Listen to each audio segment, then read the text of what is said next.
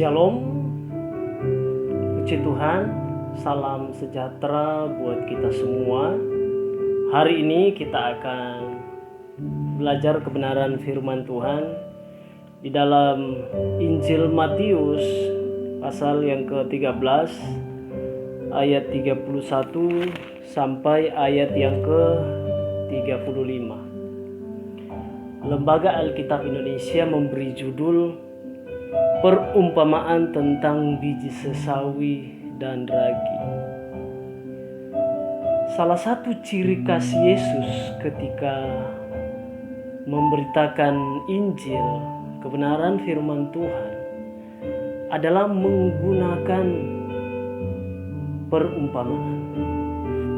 Nah, salah satu perumpamaan itu yang akan menjadi perenungan kita hari ini. Yang pertama adalah kerajaan sorga, kerajaan Allah diumpamakan seperti biji sesawi. Biji sesawi di dalam pembacaan kita tadi dikatakan bahwa biji yang paling terkecil dari segala benih. Tetapi yang menarik adalah ketika diteliti, ternyata biji yang kecil itu memiliki suatu zat yang aktif. Nah, zat yang aktif ini fungsinya adalah memberi pertumbuhan. Jadi ketika benih yang kecil itu ditabur ke dalam tanah, akan mengalami proses pertumbuhan, proses demi proses, sehingga dia bertumbuh menjadi pohon yang besar. Tentu kalau sudah menjadi pohon yang besar, akan memberikan kesegaran kalau kita ada di bawahnya. Bahkan di ayat yang kita baca tadi dikatakan bahwa ketika biji sesawi itu mengalami pertumbuhan dan bertumbuh menjadi pohon yang besar, maka burung-burung akan membuat sarang pada ranting-rantingnya. Nah, yang kedua adalah ragi. Ragi walaupun takarannya kecil, ketika takaran kecil itu dicampurkan atau dimasukkan ke dalam adonan tepung, maka adonan tepung tadi akan mengembang. Maka adonan tadi itu akan menjadi banyak. Nah, inti sebenarnya dari kebenaran firman atau arti dari perumpamaan ini, sebenarnya Yesus mau menyampaikan bahwa berita tentang kerajaan Allah itu sebenarnya dimulai dari sebuah daerah atau sebuah kota kecil yang bernama Nazaret. Yesus juga mau menyampaikan bahwa berita tentang kerajaan Allah, berita tentang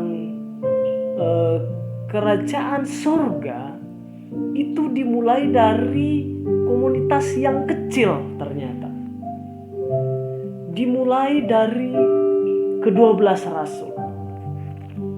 Tetapi kalau kita melihat kitab Kisah Para Rasul, bagaimana pertumbuhan gereja, bagaimana perkembangan gereja mula-mula yang begitu luar biasa. Tentu pertanyaannya, kenapa? Ternyata mereka memiliki iman yang aktif. Katakan amin. Yang menjadi perenungan kita hari ini adalah belajarlah menghargai hal-hal yang kecil. Hargailah sekecil apapun pelayanan yang kita lakukan saat ini. Sekecil apapun pelayanan yang dipercayakan kepada kita, kerjakanlah itu dengan sepenuh hati, seperti untuk Tuhan dan bukan untuk manusia. Mungkin ada di antara Bapak Ibu, rekan-rekan hamba Tuhan yang saat ini ada di dalam perintisan, melayani di pelayanan yang komunitas kecil. Saya mau katakan bahwa kerjakan itu dengan sepenuh hati. Kerjakan itu dengan takut dan gentar. Kerjakan itu dengan sepenuh hati. Saya percaya ketika kita memulai hal-hal yang kecil, ketika kita diberi perkara yang kecil dan kita taat, ketika diberi hal yang besar pun kita akan semakin taat. Saya percaya pelayanan kita akan bertumbuh, berkembang seiring berjalannya waktu. Dan tentu semua untuk kemuliaan nama Tuhan. Amin. Puji Tuhan. Kebenaran firman Tuhan, renungan yang begitu singkat, saya sampaikan melalui grup minister yang ada. Puji Tuhan. Tuhan Yesus memberkati. Shalom.